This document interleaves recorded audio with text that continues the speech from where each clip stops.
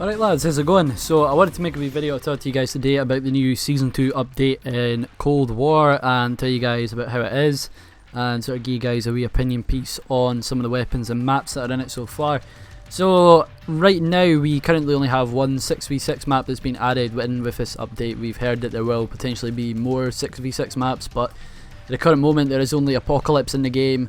And it's a pretty decent map actually. It gives me a lot of Black Ops 1 vibes. It sort of reminds me a lot of a particular section from the Black Ops 1 campaign where you're fighting in Vietnam. But it's a really cool map. It's actually quite fun to play, to be honest. It's got a really good flow to it. I know some people probably won't like it, but it's pretty good. Like, there is some really overpowered spots in it. Like, there's a really strong head glitch that faces right into the cave spawn, or the temple spawn that there is. Like, it faces right in there and people run right into that line of sight all the time. Obviously, this being like release week of that map, people still haven't learned it inside out yet.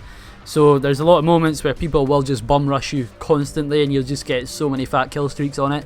But yeah, it's a pretty decent map. It's pretty enjoyable.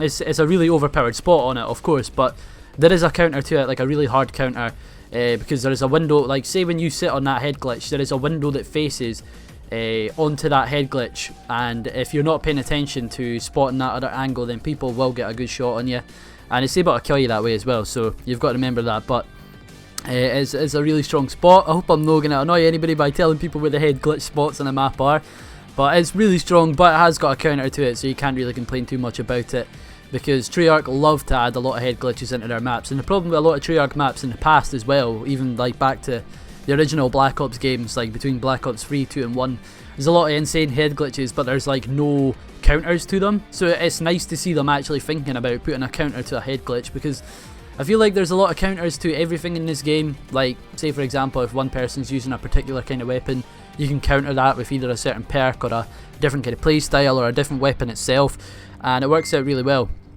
But overall, it's a good map, it's a good update. There's a new weapon out as well, which is a Fara 83. It's the only one I've been able to get a wee shot of it yet.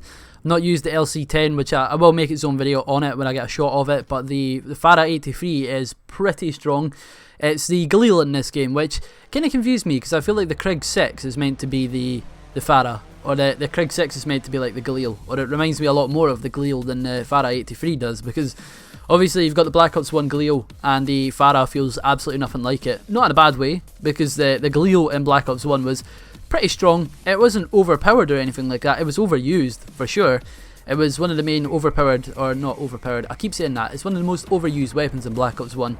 Especially the Prestige Master Ghost Sweats that would run around in ghillie suits the whole time. It was always the silenced golden Galil that they'd use.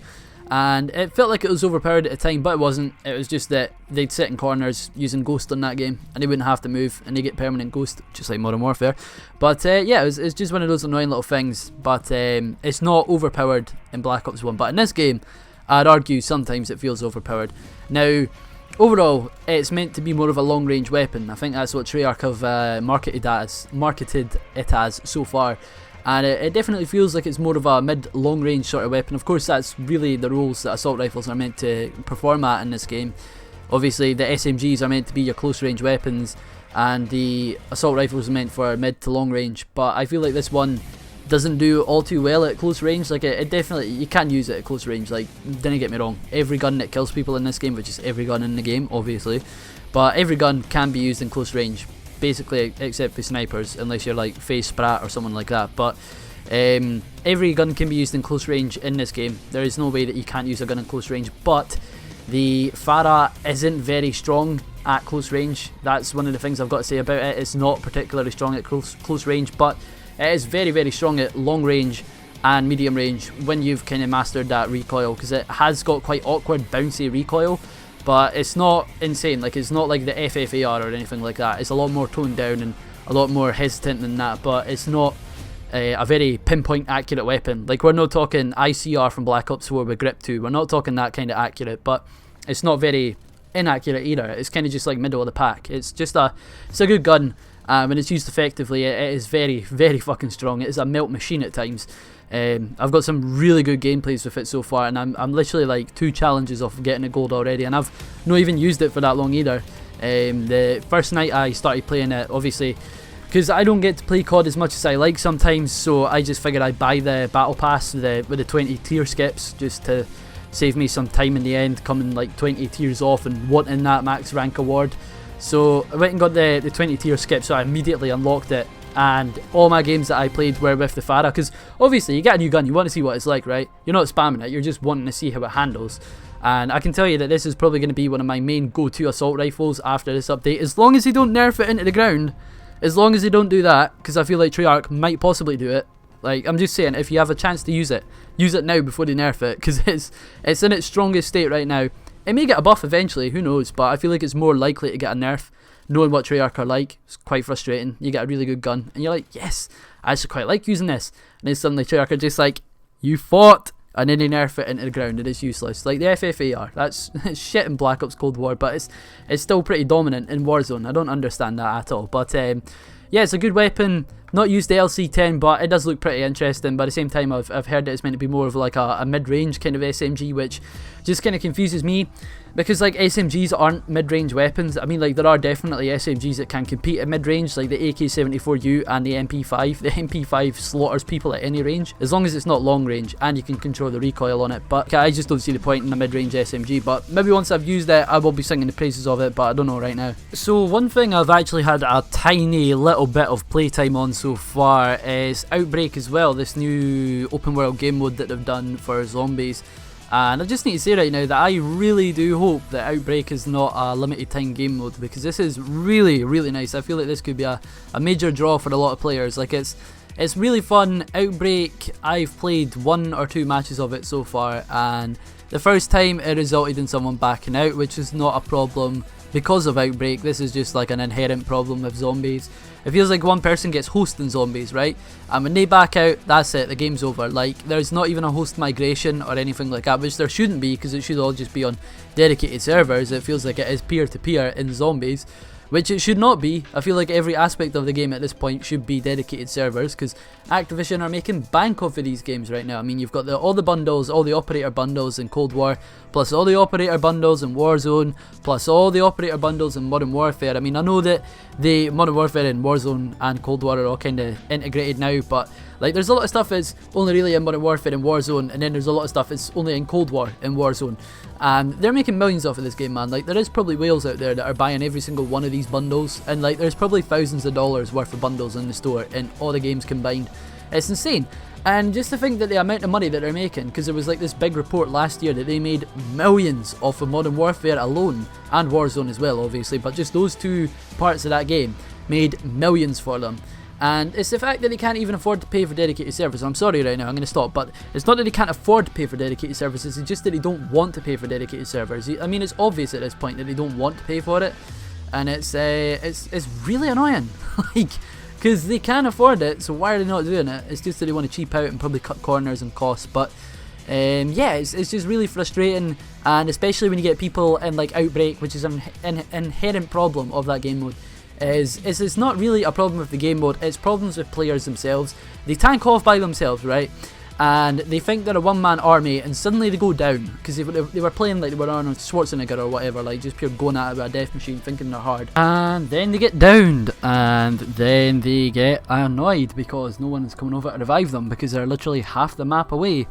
I mean, like, yeah, like, open world is really cool, and I like that concept in zombies, but it really facilitates a lot of bad play styles from certain players, and it just kind of becomes an issue when people are running off on their own, they get downed, and suddenly they just rage quit the game because no one's coming over to revive them. And it's like, dude, I'm pretty sure you can be revived or, like, brought back to respawn in that game mode. I mean, I don't know how it works, but, yeah, like, I don't know how much about how Outbreak works, but it's really cool from what I have played. But it's just frustrating when someone goes down because they've ran the entire map's length away from you. They are on the other side all by themselves, playing at the big man, and then they go down, and then they rage quit, and the game ends because there is no player migration. The host has ended, which means the match is over. And it's just really annoying when you've been doing pretty well so far, because like some of the tasks can be a wee bit kind of grindy, especially the rover thing, where like you have to go to like 5 different locations with it. But it's just annoying when the game comes to a screeching halt through no fault of the other players, because one guy has decided to run off all by himself, get down and then rage quit because he died, and it punishes everybody else in the lobby because of his mistakes. It's just frustrating, and it's the one thing I'd personally like to see addressed in zombies, but as I said, it is not really an issue because of Outbreak. It's a wide issue on zombies. Like, I've heard from other people that this happens in like Firebase Z and D Machina and stuff like that, so it's clearly not just an issue of an Outbreak, it's clearly just a zombies wide issue on this game. But so far, yeah, it's really sick. I really do enjoy it, and it's just really cool having this big open world game mode in zombies. Like, this is the kind of thing that people have been asking for years. I mean, like, the only thing I can think of above this that people have been asking for more in terms of zombies content is probably an own standalone zombies campaign, and I feel like if they're going to do that in this game, they tie it in with the campaign itself. But yeah, really good update. And it really makes me hopeful for the future of Cold War. In fact, if there's anything I'd like to see in one of the next seasons, I would personally like to see a little expansion pack for the campaign, which obviously it would be frustrating as all hell if they make us pay for it, but I would personally like to see a little continuation of the Cold War storyline, because it's really good. I really like me some Rustler Adler. Honestly, like, the characters are really cool in Cold War. It's frustrating that they recast like voice actors like Mason and Woods, and they're not that believable. But like Hudson's voice actor, like, mate, he is so much better than he used to be. Like, I don't know who's disagreeing with that, but like, you're chatting shit if you think so. But aye, Cold War campaign was sick. I'd like to see a continuation of that in one of the future seasons. But yeah, really good update, really nice game mode Outbreak, and the maps are pretty good and the weapons are pretty good as well. Not had a chance to use the LC10, but as I said, I will let you guys know how it is when I have a wee shot of it. So aye, hope you guys have enjoyed the video. Leave your opinions in the comments below. I'd love to hear from you guys. What is your thoughts on the new maps and the new content in season 2? And yeah, I'll see you on the next one. Have a good day, boys. Stay safe, everybody. Peace. So just another thing to add in at the end of the video here, I completely forgot to mention it, but the Death Machine is a new score streak in multiplayer, and it's pretty filthy from what I've played with it so far. So I want to just say that I feel like the Death Machine may take a bit of a nerf at some point. I mean, I think part of it is Treyarch want people to use it, so it's a very low costing score streak right now compared to the other ones, especially compared to like the War Machine. So the War Machine's pretty strong. Well, I mean, it's really fucking strong. You don't want to say it's overpowered, because it's a score streak. It's meant to be strong. These score streaks in this game, they're on a cooldown and they're harder to earn in this game. So, you know what I mean? Like, they may as well be strong. And the War Machine's strong, the Death Machine is really strong as well. If you're accurate with that thing, then it is so deadly. It's got very, very high damage, but the issue with it right now is it's like 2200 points to earn it, which means that there's an absolute surge of Death Machines in any lobby that you're in, especially in like Hardpoint and stuff like that, or games like Team Deathmatch. In the later half of the game, everyone's cutting about with a Death Machine, it feels like. But it's a really good score streak, and I'm really glad they've added it into the game. Obviously, it's a Black Ops classic. So yeah, it's really strong. I really like it so far, and just wanted to add this wee bit in at the end of the video, because I completely forgot to mention it throughout the whole video, which I can't believe.